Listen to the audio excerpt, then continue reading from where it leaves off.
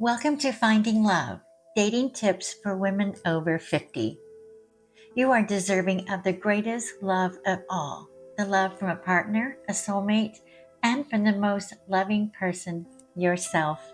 If you're looking for romantic love, desiring a deeply magnetic relationship, and ready to start dating again, or perhaps you've been dating but it's just not clicking yet, you're in the right place. I'm here to help deserving women like you meet your match. I want to share with you some very powerful tips that can help shift the energy of love in your favor. Dating can be daunting, confusing, and even painful sometimes. We unknowingly sabotage our love connections. For sure, nobody wants to experience any more of that. Now, maybe you're starting over after a divorce, or sadly, you may have lost a loved one. Perhaps you've never married or found Mr. Right yet. Whatever your story is, I promise you, I've got some great ideas to help you immediately. Hi, I'm Teresa from Empower the Dream, and as a life and love coach for women, love and relationships are my jam. I too have been through the ups and downs of marriage and dating, and I know what it takes to find true love. I've been divorced twice before finding my forever love, my true soulmate in midlife. But that came after years of dating the wrong men, having unrealistic expectations, and not showing up in my full radiant feminine energy without even knowing it. Once I learned the right way, everything changed for the better. And now I want to share that knowledge with you so you can find the love that you deserve. Let's get into it. Let's go over a few statistics to set the stage. While there isn't much data on how many single people there are globally, we do know some numbers in the US. The US has over 330 million people, and nearly 40% of adults are unpartnered. Some of them are perfectly content with that, and there may be a trend towards staying single longer or never marrying. And did you know that 40% of people over 40 have never married? And 20% of people aged 50 to 65 are single today. Well, with that said, my darlings, you can believe there is someone out there looking for you. Now let's focus on how to set yourself up for love as a woman who is desiring to put herself on the right path to receive it. Women over 50, sometimes called later daters, certainly have life experience, wisdom, and an incredible amount of knowledge. However, sometimes being single for a while and having to do everything on your own can lead to an imbalance of feminine energy. Imbalance as in taking on an overload of masculine energy, which is like the sole person doing it all. And all of that can steer you into overwhelm, feeling disconnected, alone, and exhausted. It's like having one foot on the brake and one foot on the gas. This can be hugely damaging to your overall feeling about yourself and your well being, not to mention the imbalance of your feminine energy. Understanding this can change everything in your love life. In a romantic relationship, opposite energies attract. Masculine energy and feminine energy attract each other. If it's the same energy on both sides, it repels. This is regardless of gender. We all have both energies. So you don't want to be showing up on your date in an overabundance of masculine if you want to attract a masculine man. If you did, that would put you in the friend zone or in that competition energy of football that two guys often get into. Obviously, not your romantic love zone. Okay, so let's dive into it. 10 dating tips for women over 50 to attract the love you deserve. Number 1, embrace your feminine energy first. Before you go out on that date, connect intentionally deeper with your feminine energy and your sensuality. For example, take a luxurious bath with candles, dance to your favorite music, dress in something that feels soft, flowing, and elegant. Perhaps wear some sexy lingerie. This is up to you. This can make you feel sexy and sensual. Definitely try this if you believe you are a little disconnected to your feminine. And practice intentionally.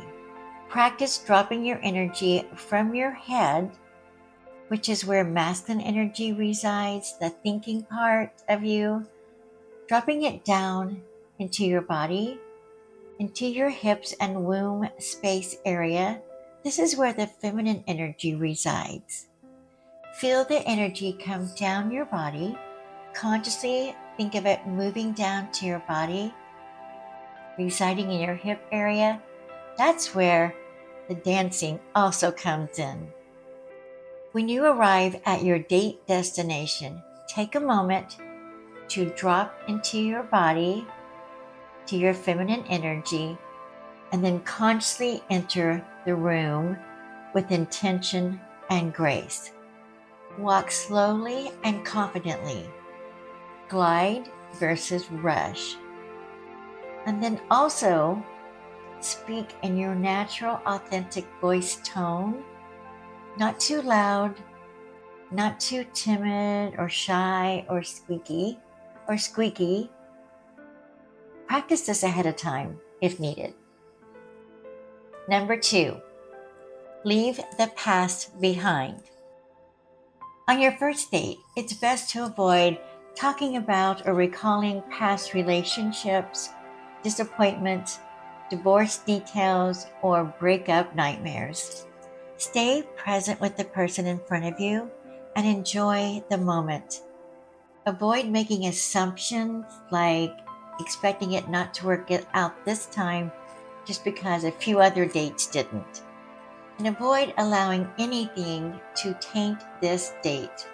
There will be plenty of times to share your past once you get to know each other. And I'll share more about this in another point coming up. The first dates are to have focus on now and future dreams and goals, and creating new paths of growth, happiness, and success. Focus on those topics. And even being a little mysterious is exciting to him. Be interested. It's easy to fill the conversation with nervous chatter and talk on and on about yourself. I mean, yes, you are a very interesting woman, but it's important to listen as much as you speak. Ask questions and truly listen. Listen from your heart, not your head, and be genuinely interested in getting to know him. Avoid unintentionally trying to think of what to say next and then end up missing his words. Listening from the heart is a powerful feminine trait, and it creates a deeper connection. 4, know what you want. Now, this is a little tip that starts before the date starts. And this may be obvious, but the value is so priceless, it's worth mentioning. Before even thinking about dating, get clear on what you want in a relationship and from a partner. And once you get clear on the characteristics of the man you want to attract into your life, ask yourself this question: are you the kind of woman that man would want? If you desire a worldly man who is highly educated and business savvy, but yet you don't really like to go out or to dress up or to meet new people, would that be the woman that he would want? Or maybe you want to meet a rancher, but you don't really feel comfortable around horses or animals or getting dirty. Is that the kind of woman he wants? Maybe, maybe not. Something to think about. It will give you opportunity to uncover where you may want to work on yourself or even learn something new. It's important to align with your own values and desires too. The more clarity you have about yourself and what you want, the more confident you'll be in choosing the right partner. And this will begin to be demonstrated on that first date. Number 5, create a soft energy. A beautiful trait of feminine energy is being a soft place to land, being approachable, comfortable, and easy to talk to. Create a space where he feels at ease, rather than overwhelming him with stress or rushing. Your presence should feel like a peaceful haven, a place he can feel vulnerable and safe, like home versus an airport. Number 6, lead or lean. If you desire a masculine man, let him take the lead. Of course, your voice is very important. This is about how and when to use it. If you've been independent for a long time, it can be hard to lean back and allow another to take the reins. Most men like to show up and take charge. Allow him to do this and allow him to show up as the protector too. It's a balance of energies, remember? Sometimes he may be more on the feminine energy side and you on the more masculine, but primarily it's the other way. This is a lean back suggestion. This doesn't mean you are passive, but rather you're leaning back and receiving. This is huge, a huge difference. It's a very magical feminine approach to dating. Of course, these are modern times, and yes, you are living these times. It's also a time where it may be confusing for men to understand how women want them to show up. It's learning together. So perhaps your way of taking the lead secretly is demonstrating how you want him to. That's a great little hint, something to think about. Number 7, set boundaries. Be prepared for how to answer tough questions before the date. Of course, questions will come up, and in number 2, I mentioned leaving the past in the past. We spoke about not talking or focusing on the past when it comes to relationships or disappointments in that area.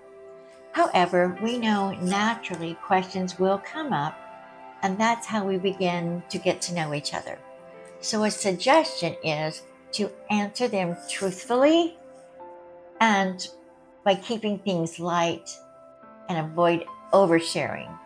Say something that is authentic yet broad, not too personal or into details. Same goes for when asking him. Have boundaries and have authenticity. Think about this ahead of time. Transparency is important, but let your boundaries guide the conversation. Number 8, be a happy woman.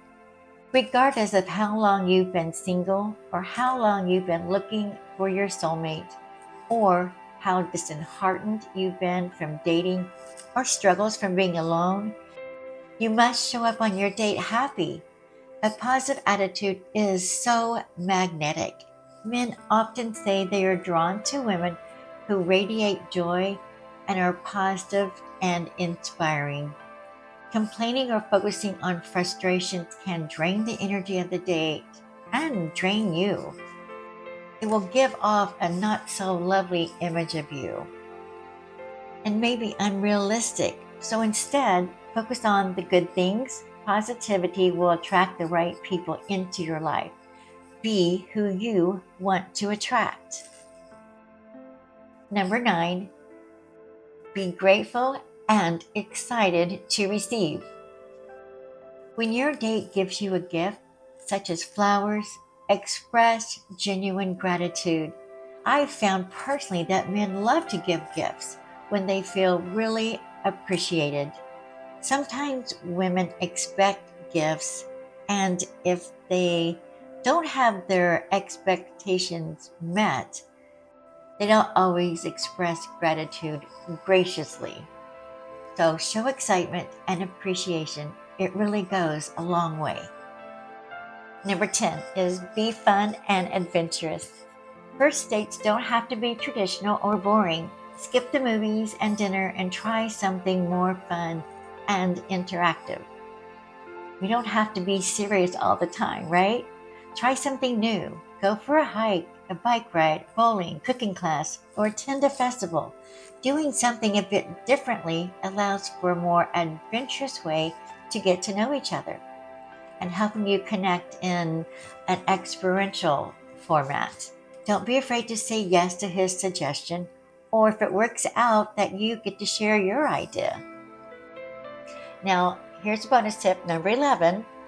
Avoid over texting for the first few dates. In the beginning of dating, phone calls are much more valuable than texting.